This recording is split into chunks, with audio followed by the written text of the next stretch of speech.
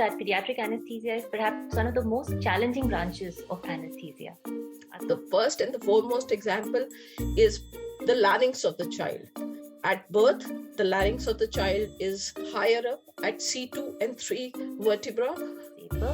Decision regarding the timing of a procedure requiring anesthesia should be discussed in detail with all members of the care team as well as with the family or caregivers before proceeding. Infants who are less than 60 weeks of post-conceptional age, because there is a very high incidence of apnea in this population.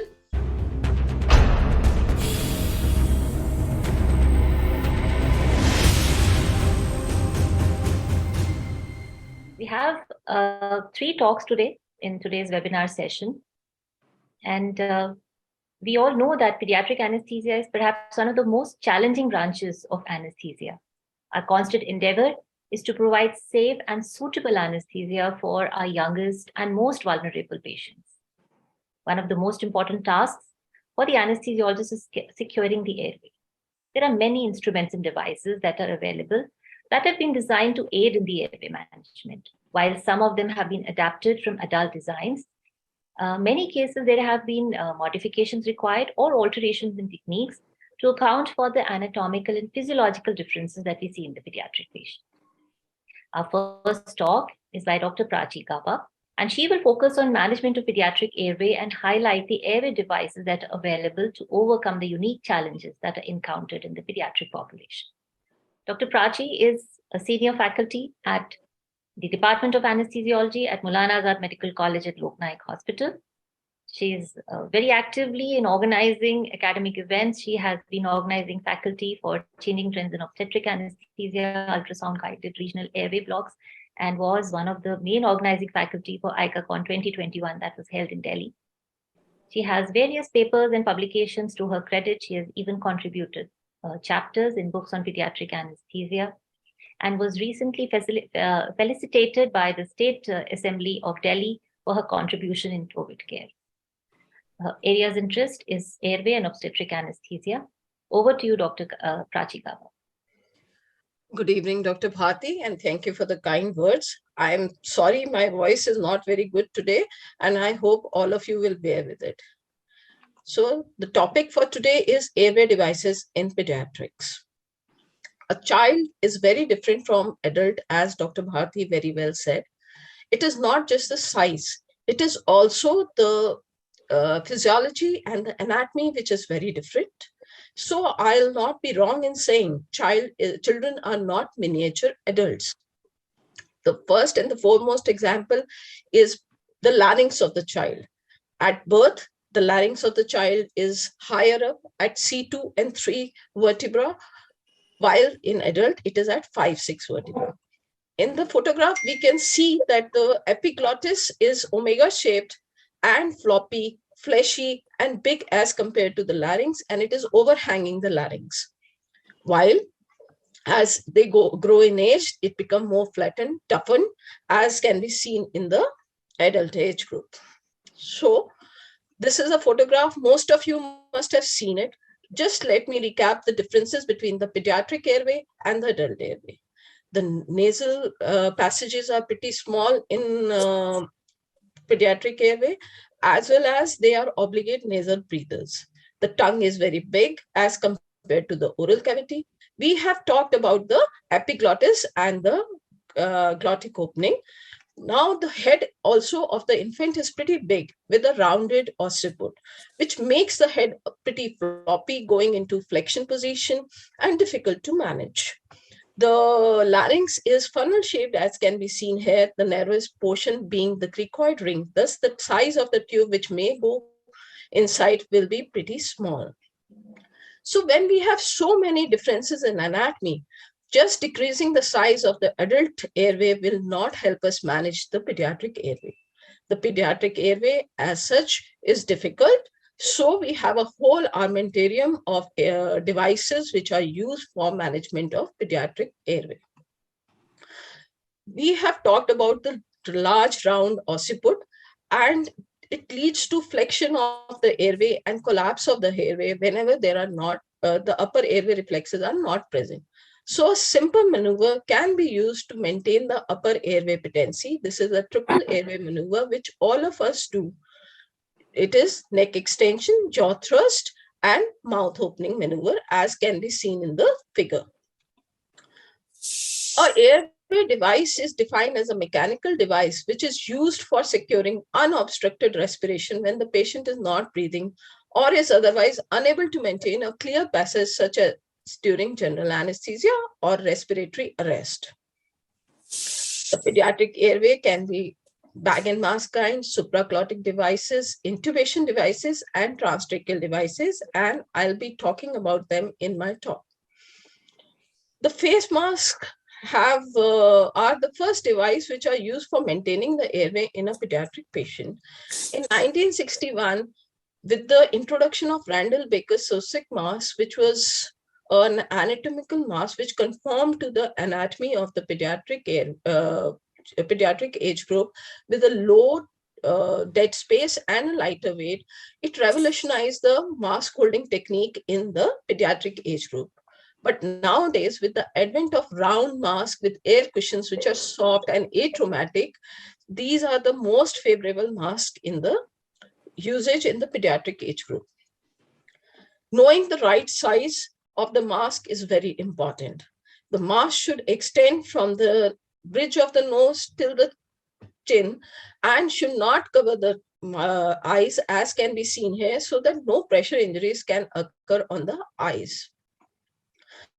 There are two techniques of holding the mask. The first technique is single hand mask holding technique, in which the index finger and the thumb makes a C shape, which can be seen here, and the rest of the three fingers make an E shape out here, with the little finger at the angle of the mouth, the ring finger at the ramus of the mandible, and the middle finger at the mentum of the mandible.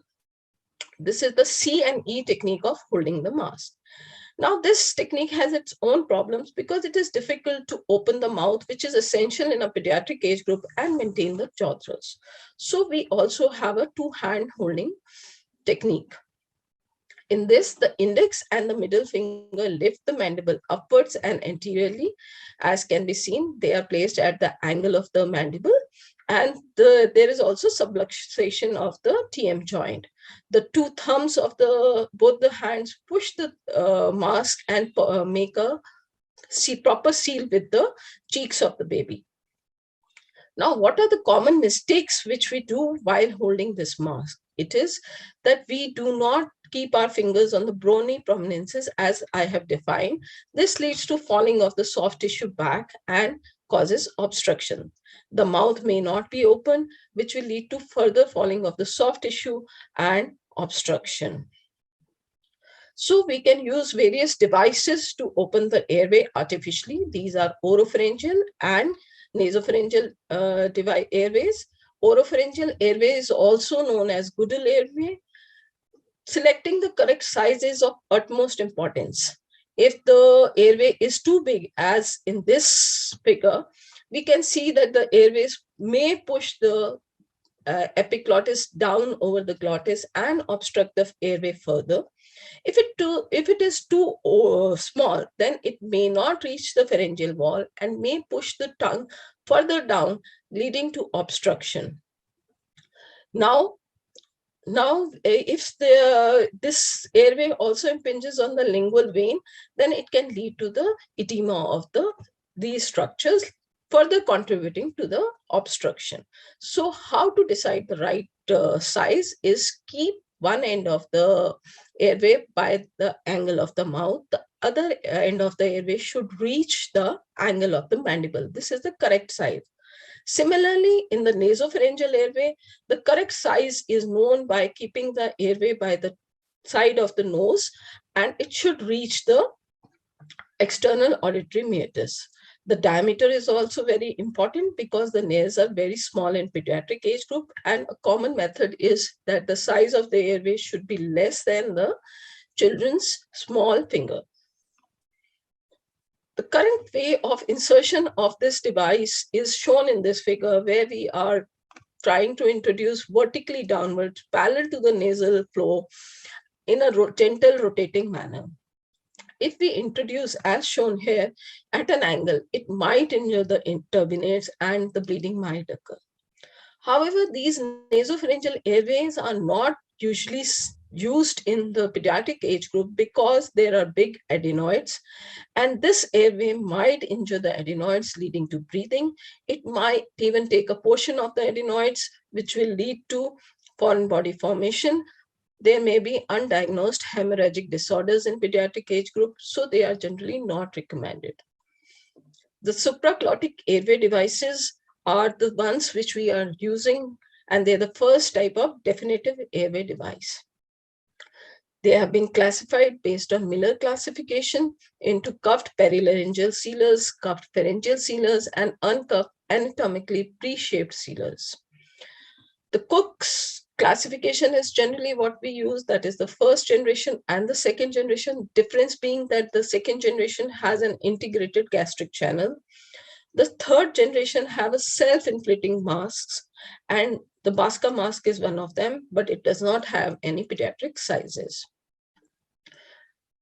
Older laryngeal mask airways were scaled down versions of adult size. They were not anatomically designed for the children, and they were probably not available in the sizes also of the pediatric age group. So they were not very popular, but with the improved design and with the availability of various sizes in the pediatric age group, they have gained popularity. Introduction of drainage tube and a better seal has made them being used for the controlled ventilation, thus adding to their popularity. These are all the LMAs in the LMA family. And the thing to note is that this LMA Fast Track and C-Track don't have any pediatric size. This is available. Archie Brain in 1988 introduced a classical LMA, which was made up of 3 parts, one mask with the distal aperture bars and an airway tube and an inflation line. It was made of silicone and the seal pressure was 20 centimeters of water. Gastric insufflation, aspiration, obstruction, and inadequate ventilation were the limiting factors in the usage of this device in pediatric age group. So as most popular second generation LMA, that is ProSeal LMA with a high success rate, is being used nowadays extensively in pediatric practice. The whole set of ProSeal LMA has a metallic introducer, a deflator, and an airway, which has a mask, drainage tube, distal drain aperture, introducing strap, inflation line, and we can see a bite block here, inflation pilot balloon. These were the parts of the device. But thing to note is that the size 1 to 2.5 do not have dorsal cuff. Now I'll be explaining the insertion technique for these devices, which can be extrapolated to all the supraglottic devices, barring few steps. Like the first step is pre-use check, which involves the size selection, inspection of the device, pre-use preparation, that is checking the cuff by deflation, inflation, and then further deflating and mounting the device and lubricating the device. I'll take them one by one. Size selection is the most important. How we do the size selection, the manufacturer has given us based on the weight criteria. Now, what is the problem with this? Here we see that the mask size 1 is being used for neonates up to 5 kgs, while for infants 5 to 10 kgs, 1.5 size is used. If the patient's weight lie on the borderline, let us say, for example, it is 10 kgs. The dilemma is whether to use 1.5 size or 2 size. So here it is that we use a larger size by default. Other instances where we use the larger size of PLMA is malpositioned airway, inadequate seal by the PLMA. Other criteria are based on the size of the auricle. In time of emergency, we might not remember the weight criteria. So the easiest way is just keep the mask by the auricle of the child. And if it size is adequate as per the auricle, then it will fit into the child. Another method is by the combined width of the middle finger, ring finger, and the index finger. This width, if it conforms to the mask, then it will definitely fit into the child. Coming to the inspection, whenever the size is selected, inspect the selected device, see for any blockages or loose particles.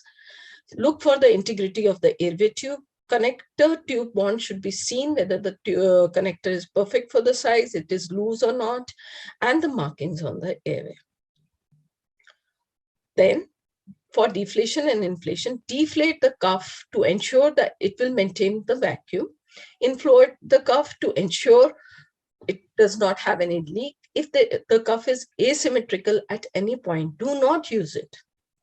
Following this, the device is deflated slowly using a cuff deflator in this instance to form a smooth edge. If the cuff deflator is not available, we can use the fingers of our hand. I'll be showing it in a video.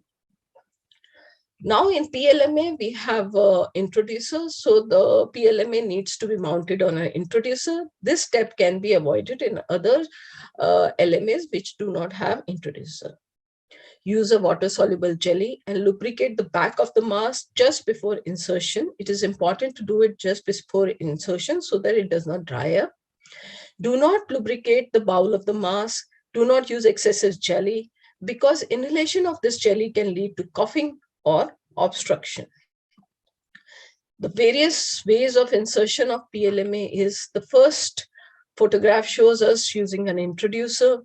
The second, we are using a suction the drainage tube or the suction catheter to introduce it. Here we are using the fingers into the introducer strap and then introducing. And the fourth is gentle pharyngoscopy, introducing the bougie and railroading the PLMA over it. This is a video which I'll be playing, which shows the ways which we can introduce the PLMA. Here the introducer is now going to deflate using the two fingers of the hand. And once the airway is deflated, disconnect the syringe. Lubricate the mask with a small amount of jelly. And now we will introduce, keeping the patient in a stepping the morning air position. Gently spread the jelly and introduce with your fingers. With the non-dominant hand, just push the airway and now inflate the cuff.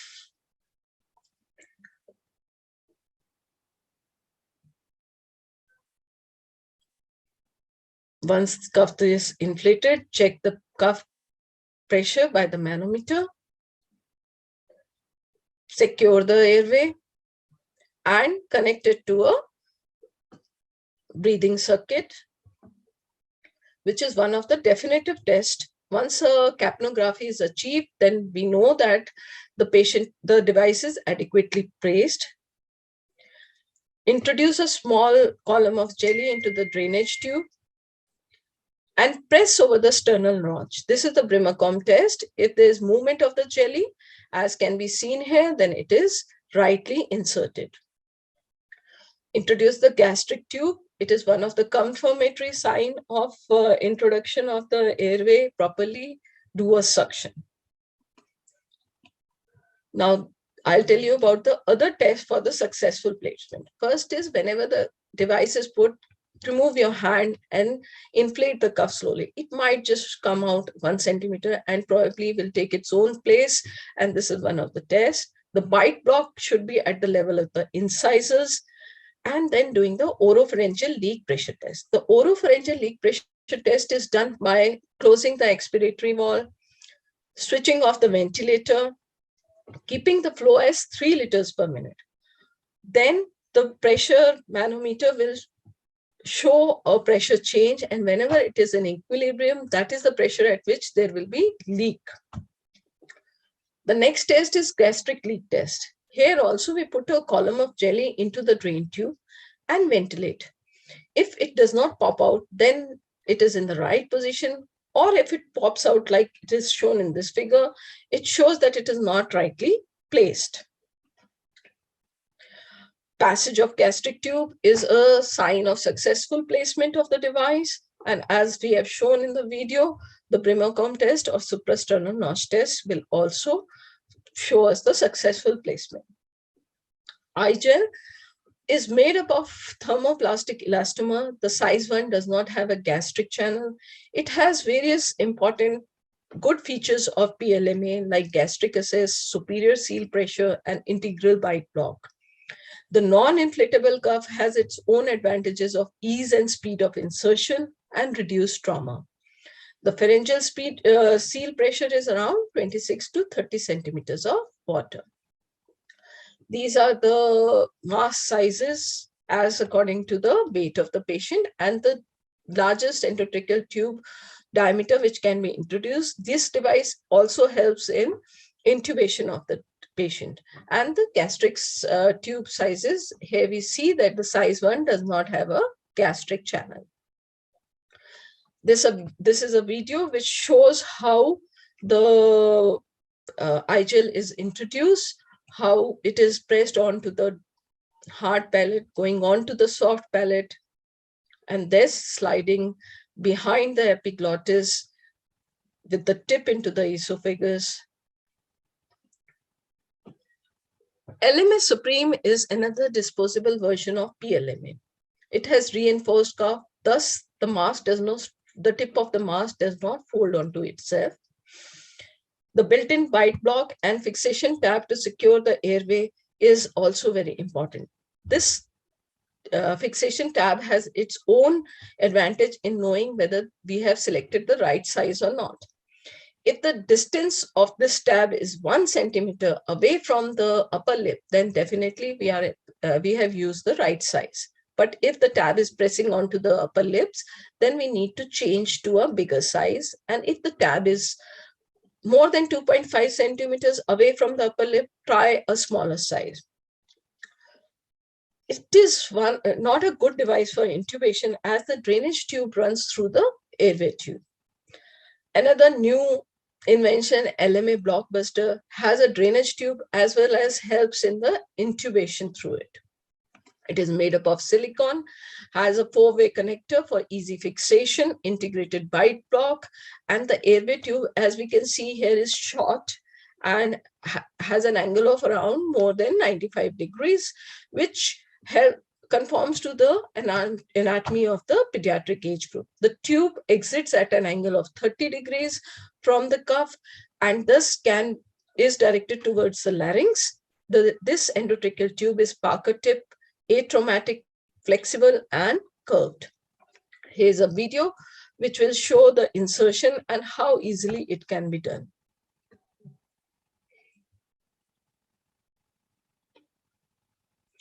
Now we inflate and we fix the device. These are the sizes. They're according to the weight. The Blockbuster endotracheal tube, which is along with the Blockbusters sizes, which can go in the respective airway, and the bronchoscope, which can be added. It can be used for blind insertion of the tube or bronchoscope assisted intubation. AirQ is a new intubating laryngeal airway. The most important thing about this is the size 0.5, which is available. This is not available in others. It is used in very small babies also, less than 4 kgs, and a removable tethered connector. This helps in intubations using standard endotracheal tubes, and the elevation ramp, as we can see here, helps in directing the tube towards the larynx. Embu again has a soft anatomically curved device with soft inflatable cuff. It has got a built-in gastric port and can be used for intubations, and it has a higher leak pressure as compared to PLMA. It is the device which can be used in the emergency situations. The cuff pharyngeal sealers are other devices which can be used other than the LMA. Here we see a laryngeal tube with double lumen and 2 cuffs and a single pilot balloon. This single pilot balloon will sequentially inflate these 2 balloons. The tip of the tube will lie in the esophagus, and the inflation of this cuff will ultimately block gastric insufflation by the air. There are 2 ventricle holes, ventilation holes, where the air exits and the ventilation occurs through them. There is a port behind for the introduction of the Ryle's tube so that suction can be done. There is a modification available in which we can even intubate through these tubes. And these are best used for restricted mouth openings and used for cannot ventilate, cannot intubate situations. To complete the list, Cobra pharyngeal airway. This is a first generation airway. The tip is shaped, hence the name Cobra. It provides no advantages over the classical LMA and is not used nowadays. Intubation is the gold standard of airway management, and now we will look into the intubation equipment which is available with us for the pediatric age group. Now, what we have to understand is we have to put a tube into the glottis, which is hair. The cords are hair, and we are looking through this place, right? So whenever we are looking, we have to look around this corner. So laryngoscopy helps us look around this corner, but we have to also understand that there are 3 axes, the oral, pharyngeal, and laryngeal axis, which are not in line with each other.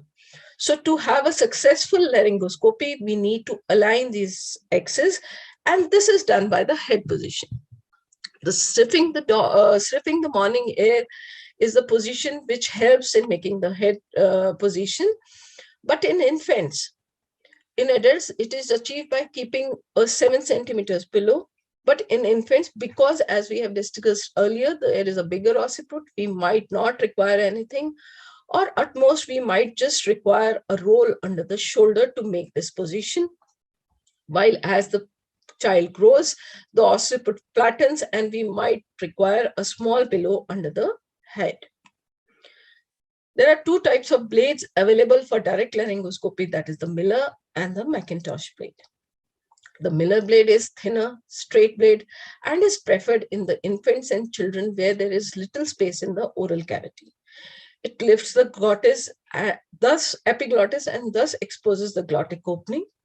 It controls the tongue better and the epiglottis, but the problem is it has no place to hinge the blade. So it requires expertise before we use a Miller blade. Macintosh blade, on the other hand, is a wider curved blade. It is generally used in children and older children and adults. The curve of the blade is placed in the vallecula, thus lifting the epiglottis away, leading to glottic exposure. Because of hinging into the tip of the vallecula, the stability is much better.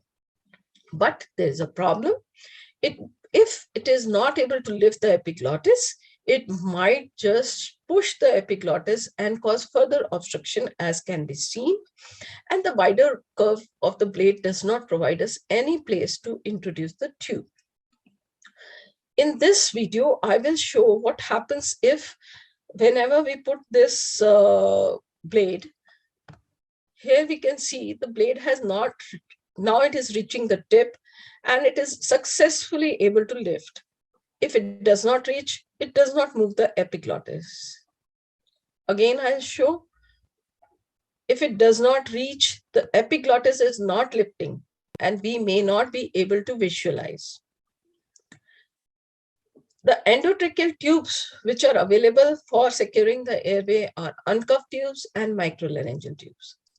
From old tradition, we have been using uncuffed tubes because we can put a larger diameter tube which has low resistance to the airflow and thus less work of breathing. It allows easy suctioning and causes less trauma in the subglottic area, but it does not protect the airway. So nowadays, microlaryngeal cuff tubes with low pressure and high volume are used. They lead to less leakage of gases, lower fresh gas flow, lower inhalational gas usage, thus they are economical. It causes less air pollution and has a lower risk of aspiration. The ventilation is also better because there is minimal leakage around it. Now, the size of the tube and the depth of insertion should be known whenever we are intubating. Because once we try to put it further, then we might just lead to endobronchial intubation, and the saturation may fall very fast in pediatric age group. For the uncuffed endotracheal tube, the size is by this formula of H by 4 plus 4. And for the cuffed endotracheal tube, this formula used is H by 4 plus 3. The depth of the endotracheal tube can be seen by 3 times the tube size, or H by 2 plus 12. This is a video where we are showing the introduction of the laryngoscope and the intubation. As can be seen, the blade is in situ with the push to the left side, taking the tongue along with it. And the tube is introduced from the right side of the angle, keeping the tip visualized always. To complete the list, we have optical stillates also. Bonfils retromolar intubation scopes are used for children with small mouth openings, but because it is rigid, the tip cannot move, so it may injure the soft tissues of the oral cavities, and it needs a lot of practice before we can use this device. Tracklight, Latvan, and Searchlight are other lighted intubation stillates which are used. Coming to the video laryngoscopes, these have come into vogue nowadays and are extensively used in pediatric age groups. There are wide variety available with us. I'll be just discussing 2 most commonly used in the pediatric age group. The first is the CMAC, where we have different pediatric blades specifically made, Miller 0 and 1 blade, Macintosh 2, and the CMAC D blade also, pediatric size, which is size 2. It decreases the intubation difficulty score as compared to the conventional Miller blade, improves the CL grading, decreased lifting pressure is used, so less injuries, and decreased time to intubation is seen, causes less trauma, and has a faster learning curve. Now, what is the advantage is that we can see real time, but the disadvantage is the view is very good, but the intubation becomes difficult. It needs practice. It is a very costly equipment, and so it cannot be kept everywhere. Glide scope, another equipment which is widely used in pediatric practices. It has an advantage of having a reusable Macintosh blade and real-time recording. The disadvantages, intraoral injuries are there, as the operator focuses solely on the video monitor, and there are blind spots when we are introducing the blade as well as the tube. It requires specialized training, and because of the angle of the blade, always a stillated tube or preformed tube is what is needed.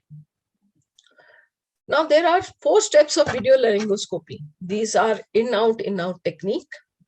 First, whenever we are introducing the blade, we need to look into the oral cavity until we reach the base of the tongue. Then we go and look into the screen and visualize the glottic opening. Once the glottic opening is visualized, take the tube, look into the mouth, and introduce the tube, thus preventing any injury if we are doing it blindly, following which we again look into the screen out of the mouth so that we can see the introduction and can guide the tube into the glottic opening.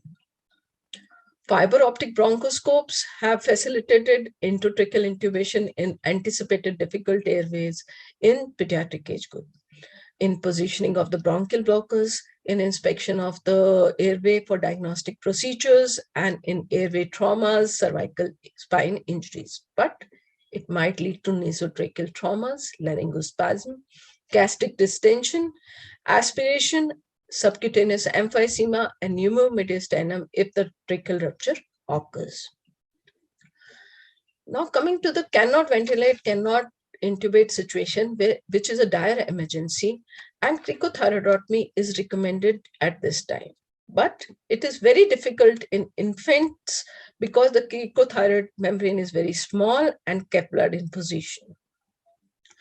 Menuget may be used for ventilation and tracheostomy to be done as early as possible. So to conclude, I'll say airway management of the pediatric patient is a challenge.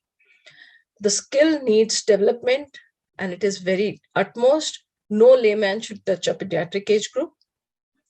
Layman, by it, I don't mean an layman per se, but an anesthetist which is not used to pediatric patients.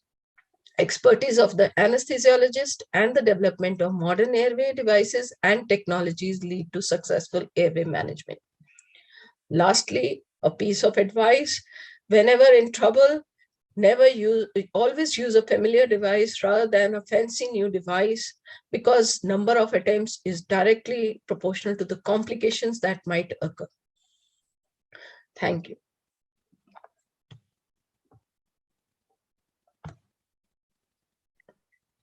Thank you, Dr. Prachi, for a very fascinating, if I may use the word, very interesting talk on pediatric airway. Thank you, Dr. Bharti. Grateful that you took so much effort, so much pains to make those videos, which were so descriptive. I'm very sure that our younger colleagues who have logged in today would have found that very interesting. And I may add that even I found some very interesting learnings from the talk. Thank you so much once again. Thank you, Dr. Bharti. So coming to our next talk, it's an interesting topic. It is on pediatric neurotoxicity. Over the last 20 years, and there have been an extraordinary number of articles that have shown consistently, and they have suggested that there is a correlation between exposure of anesthetic drugs with cognitive and behavioral impairment. Pediatric anesthesiologists the world over are now facing a very troubling dilemma. How can we reconcile to the compelling evidence of harm that we see in all the, the articles and the reports that are published? And with that, we are balancing, almost over a century of seemingly harmless anesthesia administration to the children. And do anesthetic agents actually cause neurodevelopmental deficits in children? This is a debate that is still being, actively carried on. So our next talk is on neurocognitive impact of anesthesia in children that I shall be taking. Please allow me a couple of minutes to share my screen.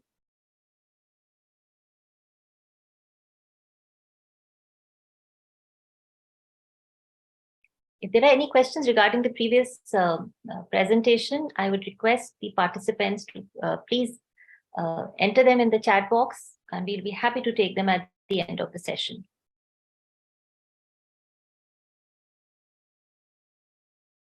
So how the whole controversy of neurocognitive impact of anesthetic drugs started was actually way back in 1981, where Shalan et al., they put forward a report wherein they reported that adolescent mice who were exposed in utero to halothane and infrared anesthesia, they had markedly impaired maze learning as compared to the unexposed controls. And in some of the mice, the impairment carried on to the next generation. And they suggested that there is further research required to explore the relevance of these findings in human beings. Now, interestingly, this outcome was largely ignored and nobody really paid much heed to it. But then in 1999,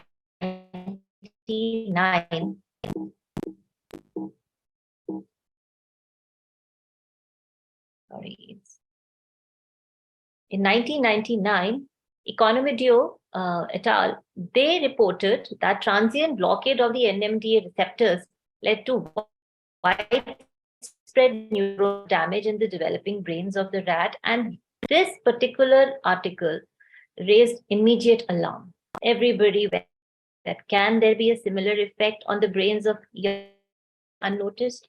And the difference between the previous article and this article was, by this time, we were already sensitized to in utero exposures, and we were getting worried, and we had already seen the effects of fetal, took a lot of everybody sat of it. And soon we had a large body studies, and there was a very serious possibility that the anesthetic and sedative drugs that we are using in children may be neurotoxic to the developing brain. Now, this led to a public health concern for patients who were getting GA or NORA, and the clinicians were looking forward and wondering what to do. Now, let us see what all evidence do we have regarding this. So we can look into the molecular basis of this, and we have some non-human primate studies, and we have some human studies.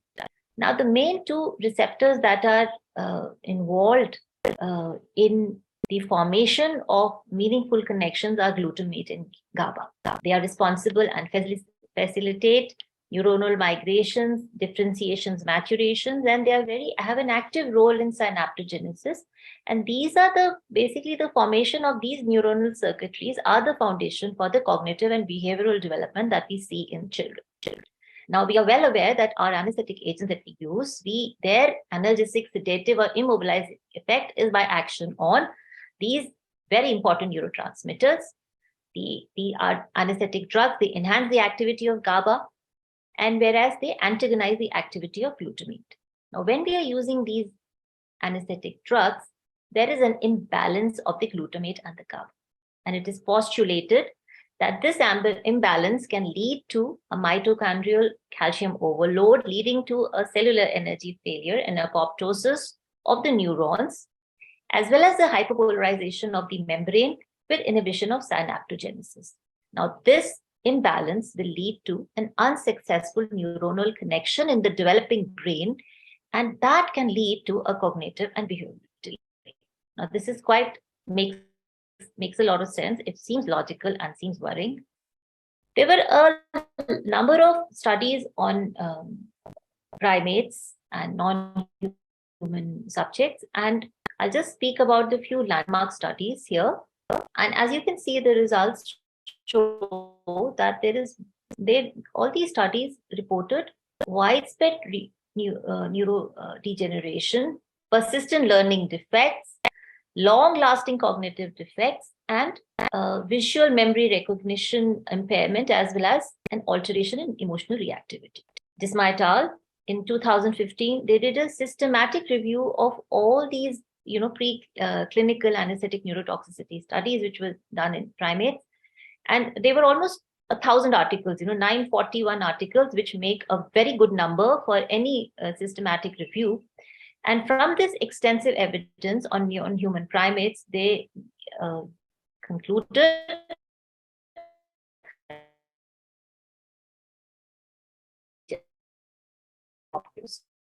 now, what lessons do we learn from these systematic reviews and these landmark studies?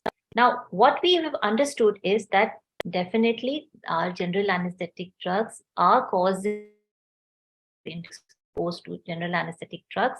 They had accelerated apoptosis. There were changes in the dendritic morphology, and which led to long-term cognitive. Very important points was that this impact anesthetic drug depended upon, one, the duration, the exposure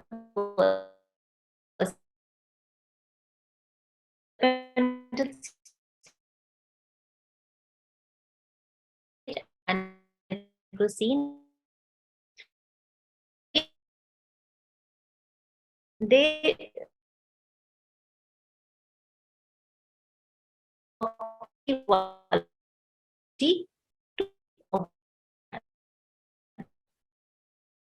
now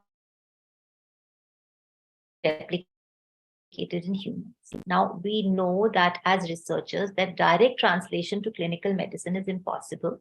And as we shall keep reiterating throughout this webinar session is that children are not miniature adults. And not only that, I don't think it would be ethical to translate these non-human studies onto human outcomes. But at the same time, these animal studies were extremely important. Now, why they were important was that made us realize that similar problems can also occur in infants and toddlers, and we need to better understand the mechanism and effects of this potential anesthesia-related neurotoxicity. Now, that all these studies led to parallel studies in human beings to determine whether similar effects can occur in young patients or not. So we now had a few retrospective epidemiological studies and a few very important emerging prospective clinical trials that I would like to talk about. Beckman and Koch were, these plastic surgeons were perhaps the first to recognize the effect of general anesthesia in children. And their study population were children who had received ketamine and halothane for removal of congenital nevi. And they concluded, this was a long way back in 1986, they concluded that they had observed an increased incidence of cognitive impairment, described as the regressive behavioral changes, which lasted up to 18 months after the procedure. And they also claimed that the children younger than 3 years were most sensitive.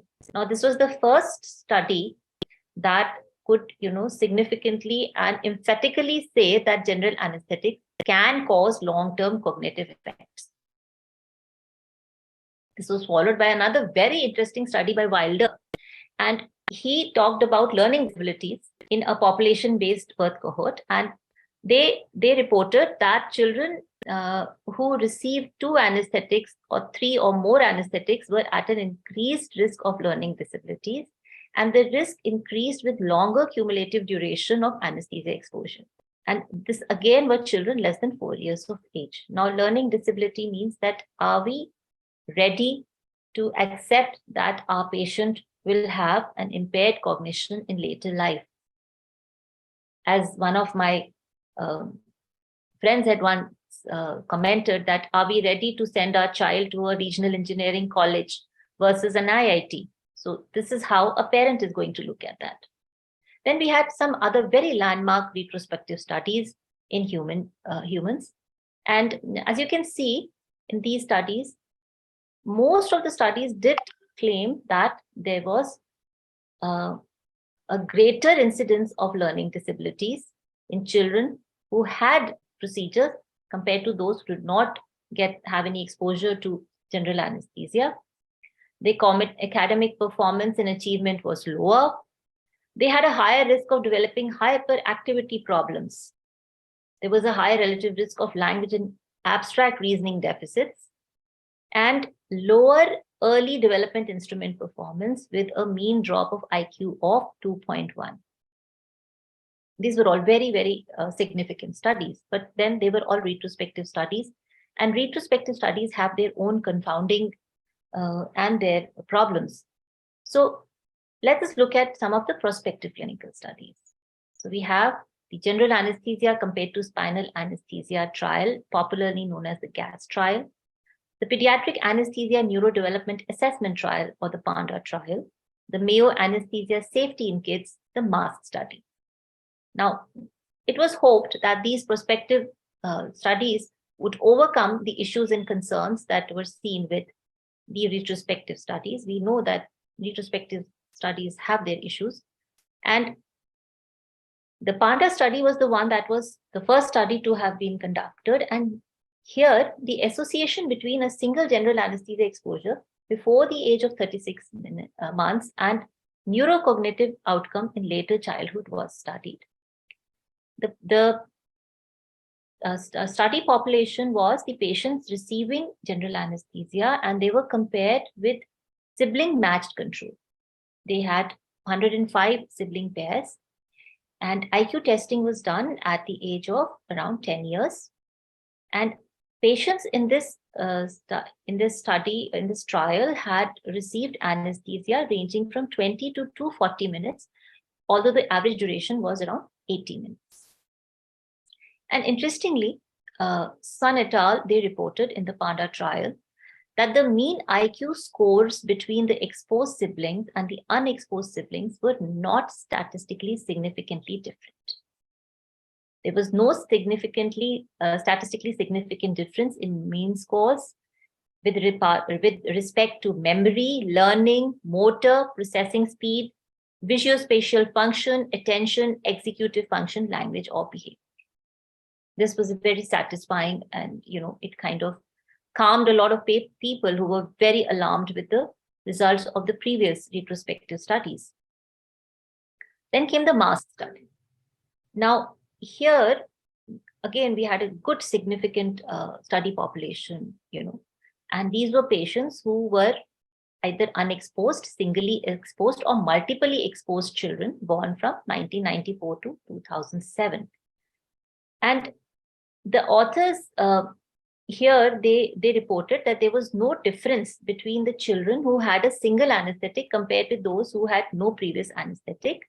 However, in children who received multiple anesthesia exposure, there was an increased risk in the deficits, especially in processing of speed and fine motor outcomes, executive function, behavior, and reading. Now, they thus concluded that it is not a single exposure, but multiple exposures that are associated with a pattern of changes in the specific neuropsychological domains that are associated with behavioral and learning difficulties. So yes, we were feeling even better now that yes, that the siblings had in the Panda study, there was no difference between the siblings. And here, only if a patient is going to get multiple exposures, will the patient be at a risk for cognitive impairment. Then the trial that I like the most, and I think it's a very elegant study, a very robust and a very elegant study, was the GAS trial, Neurodevelopment at 5 years of age after general anesthesia or awake regional anesthesia in intensive. This was a multi-center randomized control equivalence trial. Herein 720 infants who were undergoing inguinal hernia repair were given either GA, primarily with sevoflurane, and regional anesthesia versus regional anesthesia alone. The primary objective here was that does the anesthesia exposure or regional anesthesia exposure result in equivalent neurodevelopment at 5 years of age? And the secondary objective was to assess the neurological outcome at 2 years of age. And why 5 years was taken was that it was taken that assume that the IQ in a child aged 5 to 6 years is a strong correlation with the adult IQ, that most brain development has occurred by then. So yes, we perhaps do not need a longer outcome follow-up. So the results came out very recently, and the primary outcome was that patients who received slightly less than 1 hour of general anesthesia in early infancy at 5 years of age, as compared with awake regional anesthesia in a predominantly male study population. The secondary outcome was that GA was not associated with cognitive impairment as compared to awake at 2 years of age. This is a very strong human evidence because this is the only randomized trial to assess the effect of anesthesia on neurodevelopment. So it becomes a very significant study for us. There was a joy, there was an absolute joy and relief with this when the outcome of the GAS trial came. And this was followed soon after by a very interesting article, and I would recommend if somebody would like to go through, by Barnes et al. And they said that yes, it is time to now stop talking about pediatric anesthesia neurotoxicity, and the funds and the time and the efforts that's going into the research for pediatric neurotoxicity now should be taken over and channeled to more important topics. In fact, in Barnes et al. Here quoted a very interesting review editorial by an older editorial by Thomas et al. And where the authors have said that anesthesia and sometimes alarmist rhetoric in both medical and lay press surrounding this issue makes it a difficult dragon to slay. So again, there was a lot of confusion. But if you look at the GAS trial, now we have to understand that the results of the GAS trial cannot be extrapolated to the general population. The generalizability of the GAS trial is limited. Why? Because if you look at it, that the population was predominantly a male population that was studied. Again, here the period of exposure was an early infancy with an average exposure at 68 to 70 days of birth. And then there was a concern that is the outcome evaluation at 5 years too early to detect a long-term neurocognitive? And there are many skill sets that develop later on in life. So are we being joyous too early? And they had used only one anesthetic, sevoflurane. And we use so many anesthetics. So are we just banking a very, very important concern on just one anesthetic? And another thing was that the duration of exposure, the average duration of exposure of patients in the gas trial was under 1 hour on an average and less than 2 hours for all the children. So we have to look into that aspect too. So we have to be very cautious for the interpretation of these results of these prospective studies, is that very often that cognitive defects may not be significant until later in life. So have we followed up our patients correctly or not? PANDA trial may not be fully representative of the general population given the high socioeconomic status and the high control IQ scores that were used in this particular study. It may be often difficult to exclude the effect of surgery on neurocognitive development, and we have some very important and significant confounders like hypotension, body temperature, or hypoxia during surgery that can affect the outcome. So while GAS trial and PANDA trial seem reassuring, but the results mostly apply to a relatively healthy population receiving a short duration anesthetic. A systematic review of neurocognitive outcomes for pediatric anesthesia was done by Clausen et al. They had around 67 studies from 19 countries from 1990 to 2017, and they studied cognitive, sensory motor development, academic achievement, as well as neuropsychological diagnosis. And they had some very significant learnings from their meta-analysis. The authors concluded that there does appear to be a direct correlation between the duration of exposure to general anesthesia and the risk for developing cognitive impairment. However, an early exposure is more significant, while a single short duration exposure is unlikely to have negative effects on behavior or learning. They suggested that we need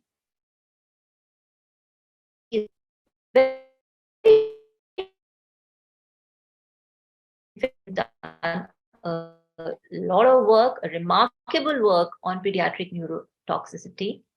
Dr. Ng came out with their systematic review and meta-analysis, and they included the GAS, the PANDA, as well as the MAS trial in their analysis.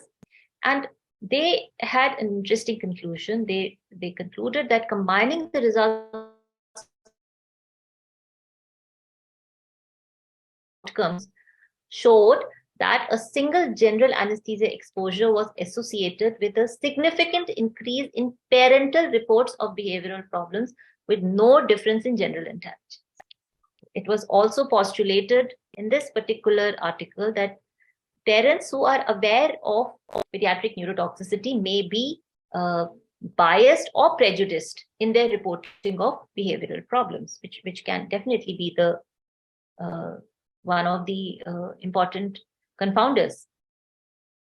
This led to another, in the next coming year, in 2022, in March, Dr. Ng et al. Came out with a very interesting review article in anesthesiology, and they talked about the behavioral function that has been more consistently reported, and they quoted that, if I may quote them, they said that while these results may help to identify a phenotype type of injury after anesthesia exposure, we still need new approaches to determine whether a recognized phenotype is caused by anesthesia medications or other factors related to surgery or to the perioperative experience.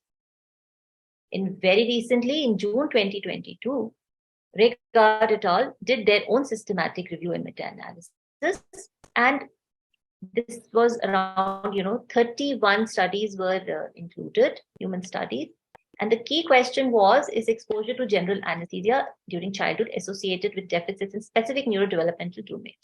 And they too found that childhood exposure to general anesthesia was associated with statistically significantly more behavioral problems and neurodevelopmental disorder diagnosis, as well as deficits in function, reasoning, language to a lesser extent, general development, and academics. However, cognitive score differences had the weakest association, although it was statistically significant too. Now, that's a lot of talk, a lot of studies. At the end of the day, what do we tell the parents? Because the parent is going to be extremely anxious and they'd rather keep the child, keep their hernias, with them rather than go ahead for a surgery if they're going to be having such a significant fear of cognitive impairments. So FDA, in collaboration with the International Anesthesia Research Society, came up with the Smart Thoughts initiative, which is basically strategies for mitigating anesthesia-related neurotoxicity in children. And they released the Smart Thoughts consensus statement, which put, cleared the air and which gave us something to work on. And this statement was endorsed by 20 leading health organizations, which included Academy of Pediatrics, FDA, as well as SPA. And they had a consensus statement for the healthcare providers as well as for the parents and caregivers. And for the healthcare providers, they say that since most anesthetic drugs have been shown to cause injury, no specific medication or technique can be chosen to be safer. Decision regarding the timing of a procedure requiring anesthesia should be discussed in detail with all members of the care team as well as with the family or caregivers before proceeding. And the benefits of an elective procedure should be weighed against all the risks associated with anesthesia and surgery. And for the parents and the caregivers, they suggested that concerns regarding the unknown risk of exposure to your child's brain development must be weighed against the potential harm associated with cancelling or delaying a needed procedure. And each child needs to be evaluated individually. The US FDA in 2017 came out with its warning regarding pediatric neurotoxicity, and they very clearly said that repeated or lengthy use of general anesthetic or sedation drugs during surgeries or procedures in children younger than 3 years of age or in pregnant women during third trimester may affect the development of the children's brain. And for the healthcare professionals, the recommendation or the warning was that they should balance the benefit of appropriate anesthesia in young children and pregnant women against potential risks, especially for procedures that may last longer than 3 hours, or if multiple procedures are required in children less than 3 years. So it is longer than 3 hours and less than 3 years, which becomes the key point here.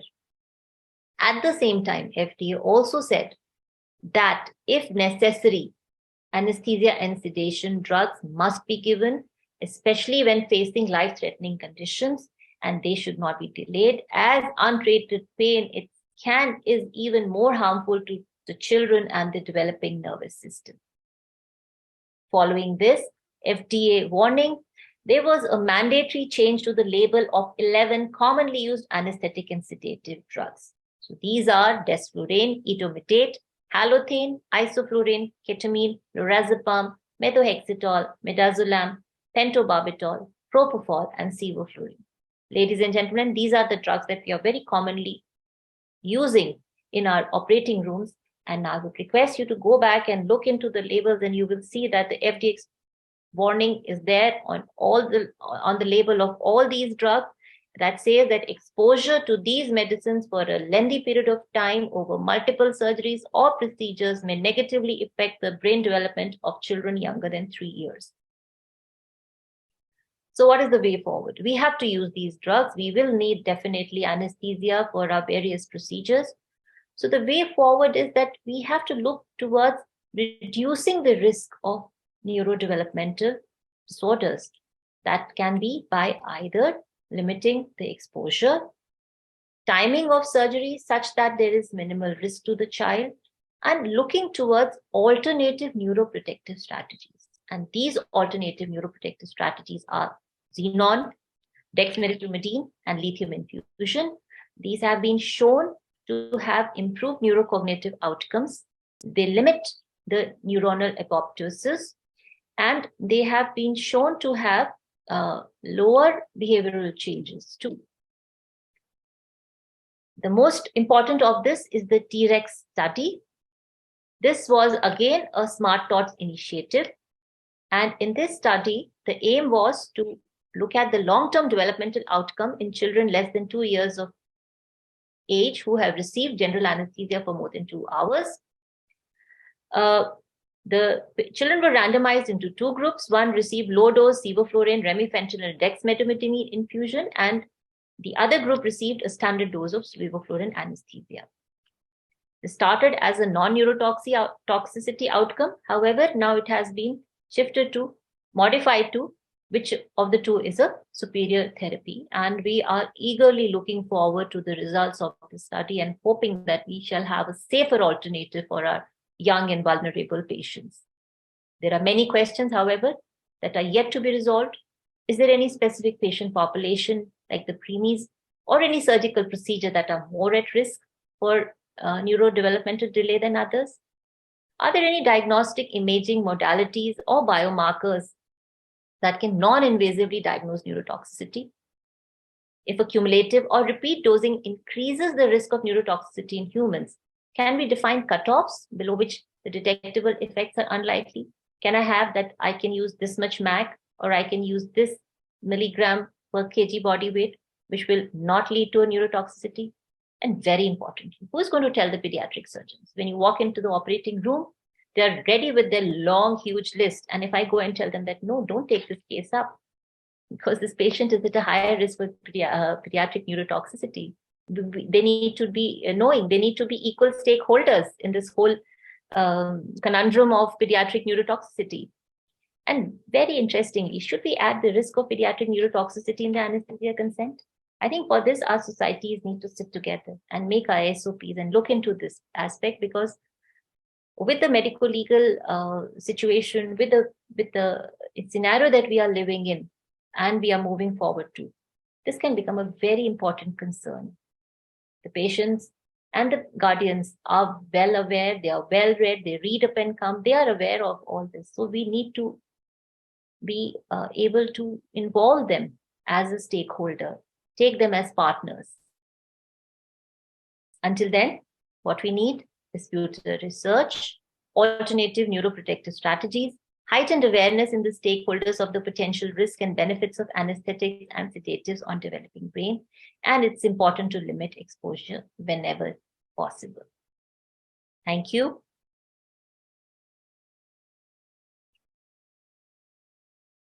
We would look forward to questions and comments on our talk.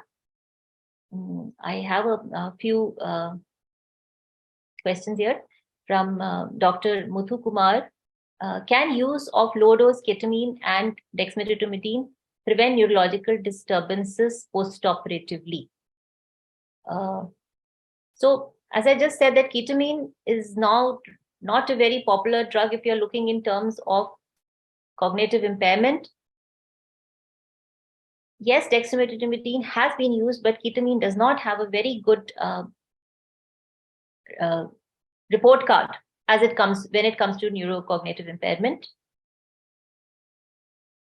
There is another question from Dr. Muthu Kumar, which is how to evaluate difficult airway in an uncooperative child.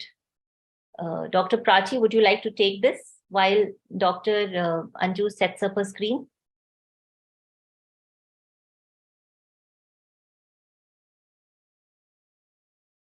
I think maybe there's a connectivity problem with Dr. Prachi Gaba. Dr. Muthu Kumar, what I use to evaluate a difficult airway in children is that the best way is to make them cry or make them laugh. They open their mouth promptly. So that really works wonderfully. I think Dr. Prachi I like to add to you, add to whatever you're saying, Dr. Bharti. The one thing is that you just need to stand aside far from the baby, let the mother quieten the uncooperative child and just try to observe the child, whether the facial features are any abnormality in the facial features, type of surgery which the patient is posted for. Ask about detailed history. That will give us a lot of knowledge about the patient, how the patient, the child sleeps, whether he sleeps in a prone position, more comfortable in the prone position, whether he snores. We can ask the mother, and mother can very well tell us whether the suckling reflex is right or not. The history gives us a lot of information whether we'll be dealing with some syndromic child or not.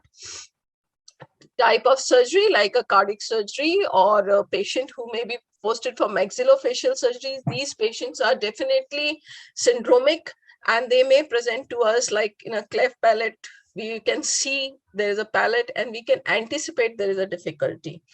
Rest, as you said, we can make the patient laugh. We can make the patient just move his neck some way or the other.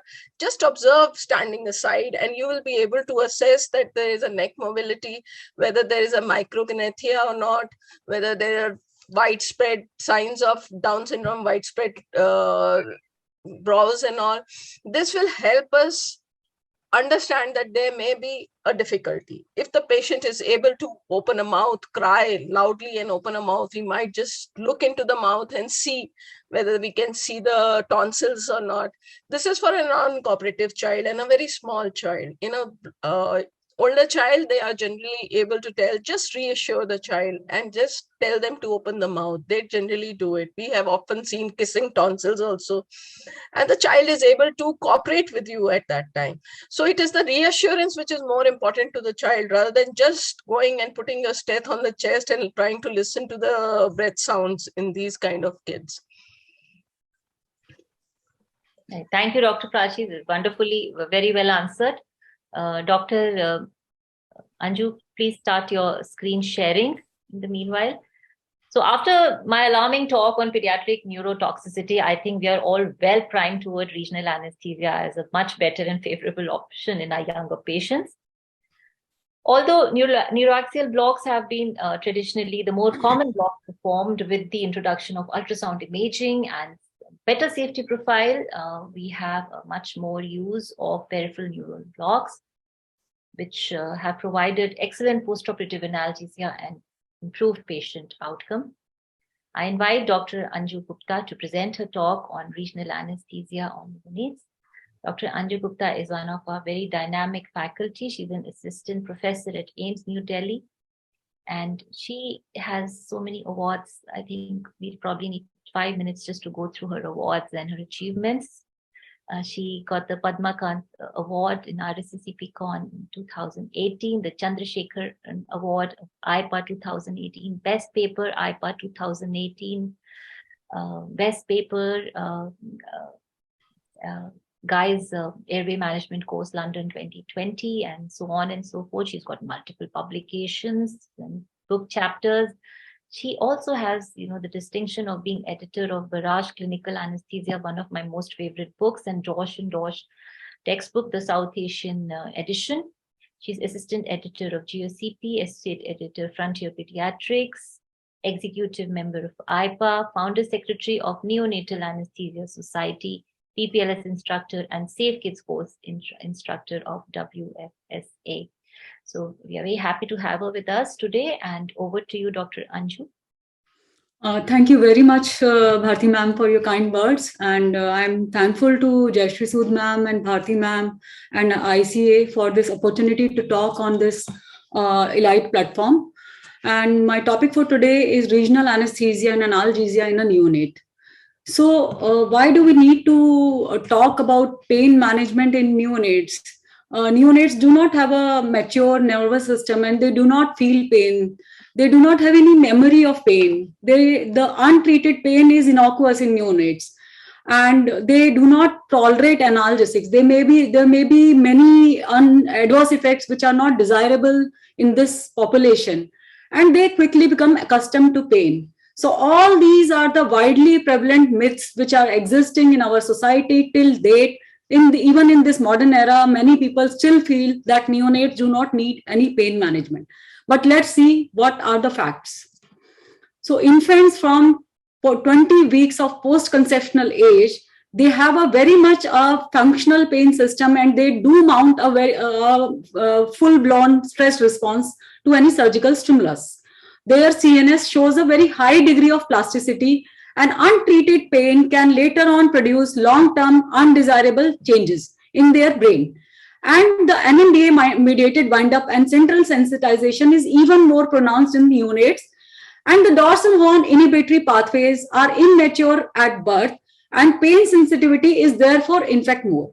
Hence, we all of us should pledge that we will treat all our neonates with maybe in even a better way as compared to even older and the adults. When it comes to the pain management, we will diligently follow and provide our best to this vulnerable age group. So before we go on to the neonatal pain management, I would like to emphasize few general principles. First of all, the person who has a dexterity on regional anesthesia in adults should only embark onto the technique in kids. So the person should be very much expert in providing regional anesthesia to adults and older kids before going on to the younger neonates and infants. And there is always there is an importance of being aware of the anatomical differences in a small child as compared to the adults, and the pharmacokinetic differences are also very important to know. But it is also important to know simultaneously, it is important to know that the type of block is only limited by the skill and interest of the anesthesiologist, and there is no such thing that an age limits a kind of block which can be performed.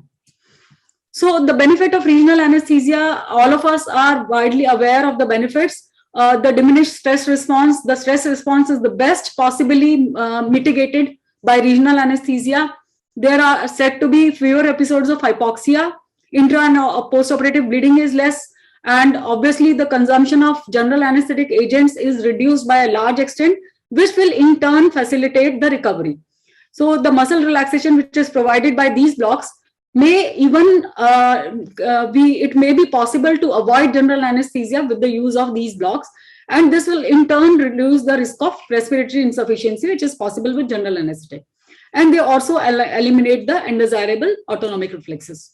So first of all, the most important thing to know in pediatric regional anesthesia is the difference between the anatomical, physiological, and pharmacological differences in this population as compared to the older kids and adults. So anatomically, the dural sac, it ends low down. Hence, there is a very, very high risk of dural puncture with procedure like caudal. So in a neonate, it has been seen that the sacrococcygeal membrane to the dural sac distance may even be 0. So it is very important to be very careful and avoid dural puncture. And in spinal anesthesia also, the chordae equina also ends low down. It ends at L3 as compared to that of adults at L1. So the chances of even the injury to the cord exist. So we should carefully avoid that. The cartilage bony and the bones and the vertebra are cartilaginous. So with caudal, the sacrum can easily be penetrated with sharp needles. So we should always try and avoid thin and sharp needles, and always try and use short beveled needles instead. And we should always avoid applying excessive force. There is a lack of sacral vertebral fusion. So there is a persistence of intervertebral sacral space, and that approach is still possible. There is a change in axis of coccyx, and absence of the hiatus does not grow with age. So the sacral hiatus becomes smaller with increasing age, and hiatus becomes difficult to identify in children more than 6 to 7 years. The epidural fat is fluid in younger children. So there is a very easy diffusion of local anesthetic agents up to 6 to 7 years of age.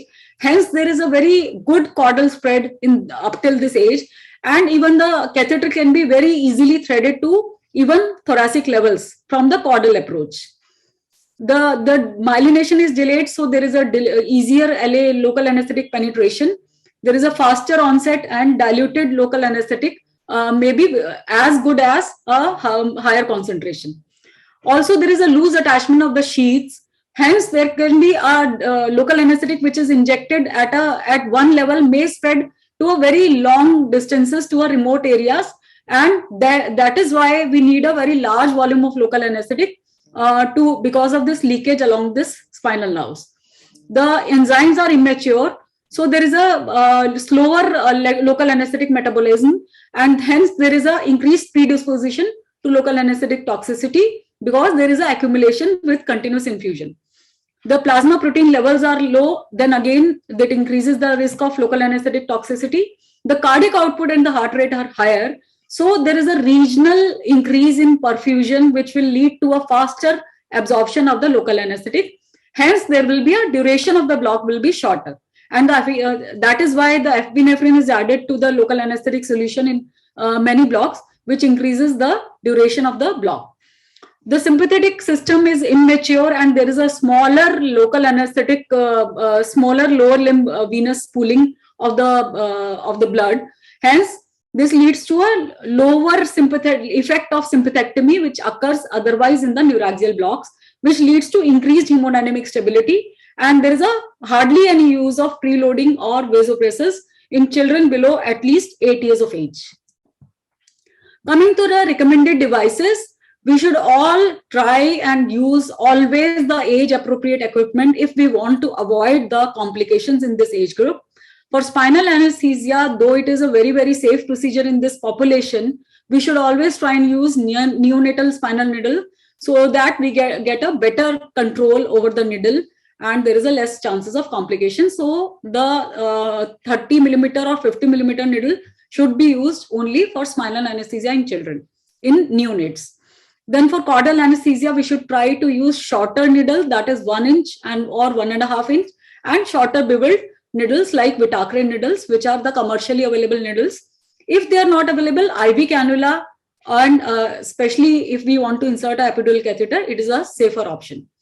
Then for epidural anesthesia, Tuhi needles are available for neonatal and infants age group. That is available in 22 gauge, 20 gauge, and 19 or 18 gauge. So for neonates, it will be safer to use 22, 20 and 19 gauge instead of the 18 gauge. And they are available in 5 centimeter length.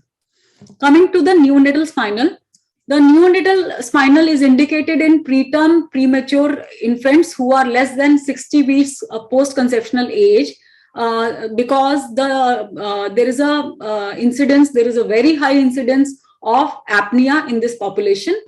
Post-operative apnea, the incidence is up to 30 to 40% in children in neonates who have a post-conceptional age of less than 45 weeks. So the spinal anesthesia is therefore an advocated technique for ex-premature infants and premature infant less than 6 months. And though it is the utility is only for the procedures who are less than 90 minutes. Then the possible causes of apnea include the immature respiratory musculature and the central control mechanism, unstable elastic rib cage, and these infants are prone to upper airway obstruction and lower airway is prone to collapse, and hypothermia increases this predisposition and anemia also increases this predisposition. So also the use of general anesthesia or sedation along with spinal anesthesia has been seen to be equivalent to general anesthesia in the incidence of apnea in the post-operative period. Hence, if in case we are planning to use spinal anesthesia for the ex-premature infants, we should always try and avoid sedation if we want to achieve the benefit regarding the apnea. Now, coming to the local anesthetics drugs which are used commonly, bupivacaine is the drug which is the commonest one which is used in India at least. Now, ropivacaine and levobupivacaine have also come up. So, and then the adjuvants which have been recommended and which have been mentioned in the literature include clonidine, fentanyl, and morphine in the dose of 4 to 5 mics per kg. However, I would like to emphasize that it is not a good idea to use adjuvant in this population because even clonidine has been seen to lead to respiratory arrest in this population. So how should we prepare the child, the neonate, for spinal anesthesia? The child should be, the preparation is similar to GA. The child should be fasted. Topical local anesthetic applied over the puncture site, which should be lower down it should be at least L4-5 or L5-S1. However, we should know that the two-fear line, which is the interspinous line, the line at the highest level of iliac crest, intercrystal line, it is still, it is again lower down. So it still remains a reliable landmark. We can give a pacifier coated in 20% dextrose to calm down the child, like in this picture. Then a lateral or sitting position with head extension is a good position, because head extension is very important to maintain. Like in this picture, the assistant is holding with the neck extension, because in infants and neonates, even a small amount of head flexion can lead to desaturation in these children. So it is important to maintain the airway patency by maintaining neck extension instead of the neck flexion, which is done in adults. Now, Twinkie spinal needle 25 millimeter are recommended, and bupivacaine is used in the dose of 0.08 to 0.1 ml per kg with the onset time of 5 to 10 minutes. However, it is important to know that the duration is only 20 to 60 minutes. In neonates especially, the duration is very variable and it is very less. So any complicated procedure or bilateral procedure should not be undertaken under spinal anesthesia alone. Now, ultrasound has come up in a big way in the regional anesthesia applications in neonates and infants. Similarly, it has come up for subarachnoid block. It is in fact more useful for this in this population up to 6 months, because this lamina and the vertebral column remains cartilaginous. And as you can see in this picture, almost the whole vertebral column along with its content gives you good acoustic windows to, you can see the whole, almost the spinal cord with this chorda equina is so nicely visible. So it can be used to locate the exact vertebral level, to locate the level of conus medullaris, so that we can check and avoid its puncture. We can also see the depth of the dura, and we can also use it for real-time guidance. Now, coming to the next important block, that is caudal anesthesia. The landmarks we all are very familiar, the two posterior superior iliac spine making an equilateral triangle with the sacral connu. We make a puncture at 45 to 60 degree angle and then flatten it. The drugs recommended are bupivacaine, levobupivacaine, and ropivacaine 0.2 to 0.25%, which will provide for anesthesia for at least 60 to 120 minutes, analgesia up to 6 hours. Common usage is bolus dose of 1.5 to 2 mg per kg of the drug is used, followed by a continuous infusion of 0.2 mg per kg per hour. Remember, the infusion should be used not more than this dose and not more than 36 hours. So it should, and caudal anesthesia should preferably be avoided in children with coagulopathy and sepsis.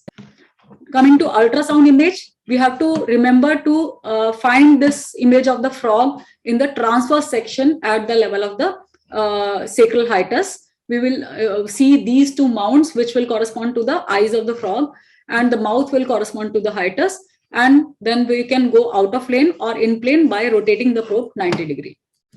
So this is one video of the this image. This is the frog's eye sign, and then we will rotate the probe. So this probe has been rotated, and we can see the longitudinal image. And in this longitudinal image, we will do in-plane needling from caudal to cranial, and the needle will rest in the caudal space, and then it will be the with the injection of the drug, the dural displacement will signify the correct placement. So you can also see any abnormality in the caudal canal. Now, coming to the epidural block, it is not so much commonly used in this population because the epidural route is accessible using the caudal space. So commonly the epidural catheters, if they are threaded through the caudal route, but still they can be used for major abdominal or thoracic surgeries. The main differences are that the depth of epidural space is small, ligaments are thinner, so it is difficult to feel the LOR, and the midline approach is preferred because the lamina are cartilaginous. So it is important to note that the anesthetic should be administered at the midpoint of the dermatomal area, and the LOR using saline is preferred because there have been complications with the use of air. And if we are not used to that, we can also use saline with air bubble technique. And a 19 gauge cannula with a 20 vein gauge catheter is preferred. So regarding the epidural anesthesia, the dosing, the 0.2% ropivacaine, levobupivacaine, bupivacaine, they are commonly used. And 0.5 ml per kg is the initial dose used for lumbar epidural route. Then for thoracic epidural, the initial dose is 0.3 ml per kg. And for top-ups, 0.25 ml per kg is used. And we should not infuse for more than 36 hours. Coming to the peripheral nerve blocks, they have come up in a big way in pediatric population of late because of the common availability and use of the ultrasound even in neonatal population. So you name a region of the body where surgery is to be performed, and I can tell you a possible block there. So almost all the body parts, any kind of surgery at anywhere, they can be covered with the regional anesthesia blocks. So coming to the dose of the individual blocks, it is difficult to remember the dose for individual blocks. So I would recommend that you remember the dose of 0.3 ml per kg, which is applicable to almost all the blocks anywhere in the body. And there are hardly any complications which have been seen with this peripheral nerve blocks. Appropriate equipment decreases the risk of injury, as I have already emphasized on this.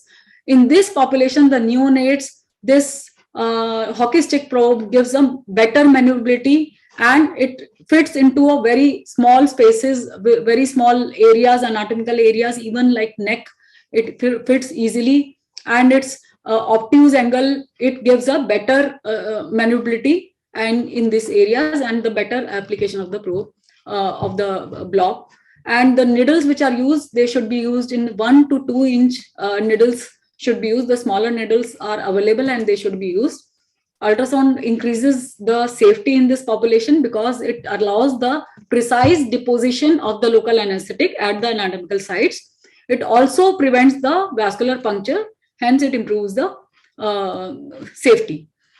So ultrasound, with the use of ultrasound, we have gone down on the doses. The limitation regarding the ultrasound, the peripheral nerve block, was because this population is more predisposed to the toxicity, local anesthetic toxicity. Use of ultrasound has allowed us to perform the blocks using even 0.5 to 1 ml of the agent deposited next to the nerve. So it has increased, the preciseness has increased, and the local anesthetic dose has decreased, and the vascular punctures have decreased, which has allowed us to go down on the doses. So coming to the treatment, we should always, whenever we are taking up any kind of regional anesthesia procedure in children or neonates, we should always be aware of the local anesthetic toxicity, management of the local anesthetic toxicity. So it is almost similar to the adult management in the adults. 1 ml per kg of 20% lipid emulsion, followed by every repeat dose every 3 to 5 minutes, up to a maximum of 3 ml per kg, and a total dose of 10 ml per kg with the maintenance infusion. It is almost the same. So coming to the individual blocks, before we go on to the blocks, I want to emphasize that we should never be afraid of performing these blocks in the sedated patients or under general anesthesia, which is the situation in most of the neonates and infants and even children. So because these blocks have been found to be very, very safe, even in under general anesthesia, there have been no complications reported so far. So regarding the brachial plexus block, though it is rarely performed in neonates, but they may present as with trauma. So auxiliary approach is the one which is most commonly used, because the major complications are very, very less. And higher complication, the complications which are reported is pneumothorax, hemidiaphragmatic paralysis, and subarachnoid blockade, which are present with the interscalene approach. So coming to the supraclavicular block, the indications is for upper extremity surgery, and it is the most common ultrasound guided approach to brachial plexus because of its easy, because of the ease. It is an easy approach, as well as it provides a comprehensive anesthesia to the entire arm. So it is known as the spinal anesthesia of the arm.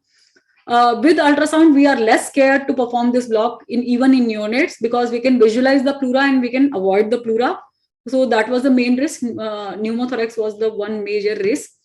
So it covers almost the entire extremity. But we should always pre-scan and look for any abnormal vessels, and we should always try and avoid them in our needle path. We should avoid these vessels in the needle trajectory. Then femoral nerve block, they may be indicated for like a biopsy, muscle biopsy on anterior thigh, or any skin graft, or femur or patella procedures, or hip procedures. So the femoral nerve, it lies beneath the fascia iliaca. This is the fascia iliaca. This is the fascia lata. So it lies below the fascia iliaca, or the fascia iliaca may be split to enclose this, and it lies above the iliopsoas muscle. So it basically covers the roots L2, 3, 4, and anterior and medial thigh, knee, medial leg, and up to the medial foot. So it may be indicated, and hip. So it may be indicated for the procedures on up till the foot in combination with the popliteal nerve block. So duration provided is 6 to 12 hours. Then popliteal sciatic, it may be indicated for procedures on foot, like club foot procedures and ankle surgery. And for ankle surgery and even for the foot on medial side, it may be combined with the saphenous nerve block or the femoral nerve block. And the dose is 0.3 to 0.5 ml per kg. And it covers almost the lower extremity, all lower extremity below the knee, except for the medial side, which is covered by the saphenous nerve. Then ilioinguinal and iliohypogastric is one commonly used block in neonates, which may be required for hernia repair in preterms. Now, because of the safer anesthesia agents, a combination of the ilioinguinal iliohypogastric block along with the safer, shorter general anesthesia agents has been found to be a good and safe approach. So these nerves run in the abdominal muscles, between the abdominal muscles, close to the anterior superior iliac spine, and it can be visualized with the ultrasound, and they lie between the internal oblique and the transverse abdominis, like in the tap plane. And here, even a deposition of the 0.5 to 1 ml of the local anesthetic can block them. And landmark guided 1 centimeter below and medial can be, the block can be performed. Then tap block basically covers the lower abdomen around and below the umbilicus till the inguinal region. It is useful as an alternative to epidural in children where it is contraindicated. So it is indicated mainly for infraumbilical surgery such as appendectomy. It is a very good block for appendectomy where a unilateral tap can be performed. Even for hernia and colectomy, these kind of things, it can be done. So the dose is 0.3 ml per kg and the technique is similar to adults. Rectus sheath block is another block which can be performed for midline procedures like the umbilical hernia repair, these kind of things, surgeries for midline procedures. It is very useful, and especially if the epidural is not feasible or possible. Then for midline abdominal incision, like for laparotomies, this provides a very good analgesia, postoperative analgesia. The complications are infrequent and include peritoneal entry and bowel injury. Then infraorbital block is commonly performed in infants. Nowadays, even the cleft lip surgery is being performed in neonates also. So this block has an application. So it anesthetizes entire lower lid and basically the upper lip and part of the nose and lower lip, upper lip. So it is indicated for postoperative analgesia after the cleft lip surgery. The main indication remains for the cleft lip surgery, and even ultrasound guided approach is possible where the foramina is visualized and 0.5 to 1 ml of bupivacaine is deposited. Then another common surgery in neonates is the circumcision or myotomy. So that surgery can be performed by using penile nerve block, either ultrasound or landmark guided. Both are equally successful and safe. And they both, we have to block the dorsal nerve at the base of the penis, and it anesthetizes the distal 2/3 of the penis. And we should always avoid the use of any vasoconstrictor like adrenaline in the solution.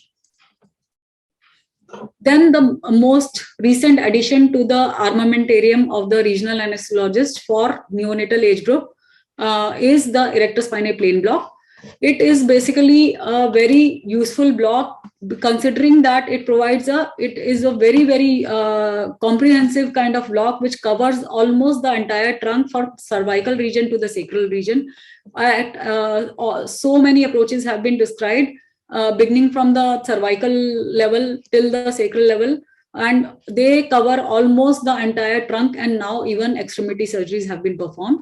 So this is a video of a child where the pyeloplasty was done and 0.5 ml per kg of the drug was injected, and the post-op FLAC score remained less than 4 on with the post-operatively with the rectus spinae plain block, and only on PCM. Similarly, neonates, even in many neonates, we have performed this block and we have found equally good results, and the FLAC scores have remained very low only with this block and PCM. So it has a very good safety profile. There are no major complications which have been reported with this block, and the structures like spinal cord, they are far away, and coagulation is not an issue.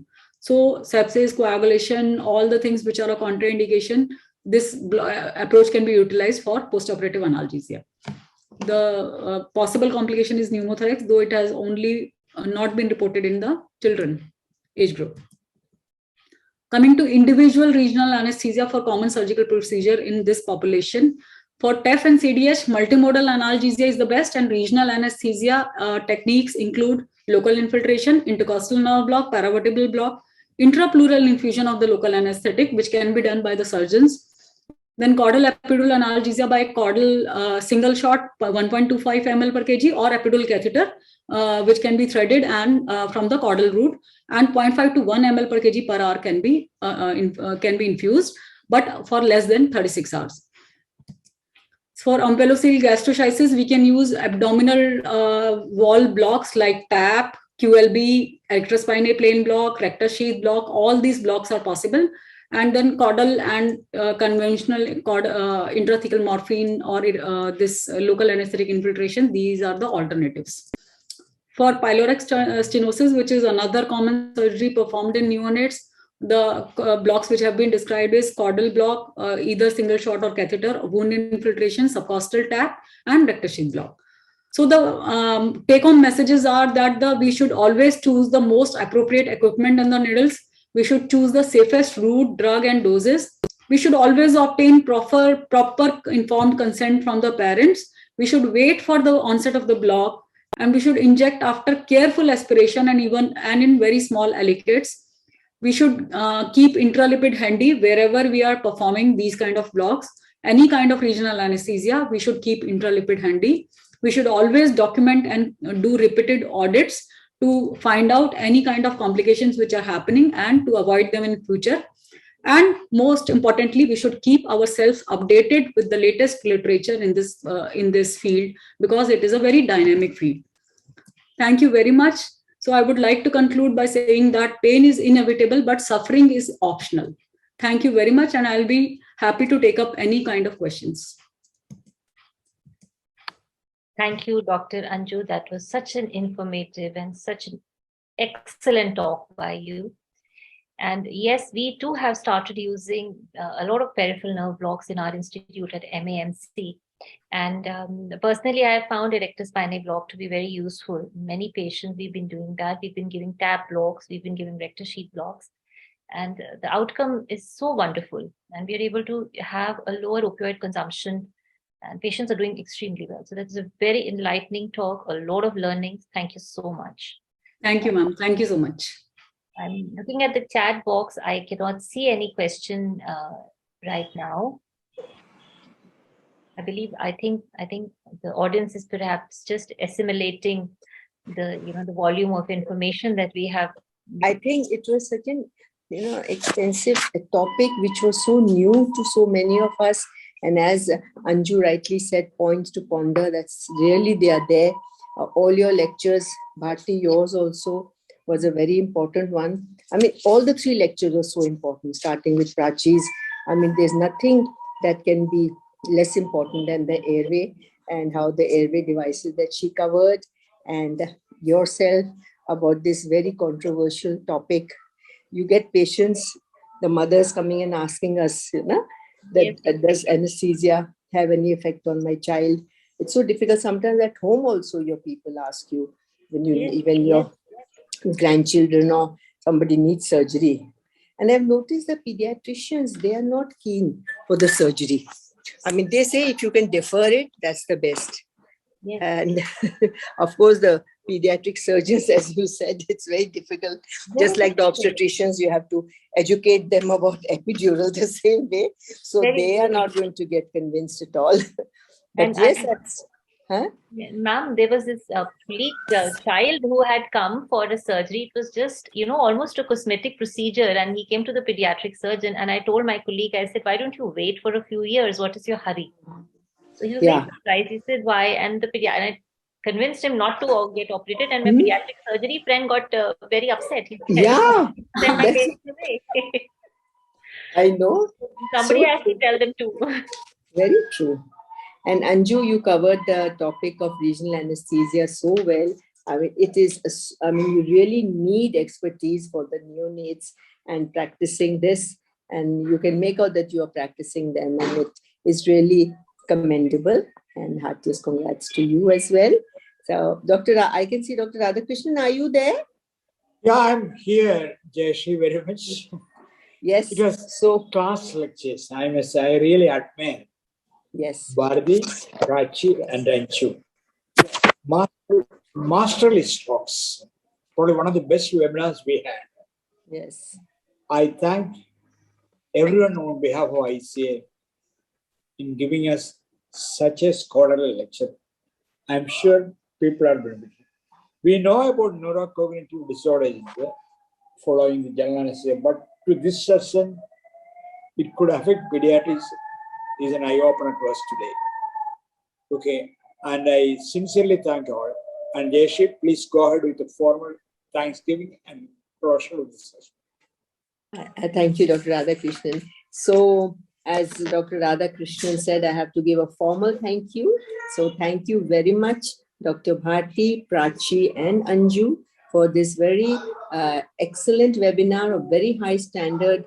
And truly, the title that you said, What Lies Ahead, was so appropriate. Thank you so much. And we hope to see you again. You're all members of the ICA, so we hope to see you again on this platform. Thank you, Dr. Radhakrishnan. Thanks a lot. You're always there as such a big support and a guide to all of us.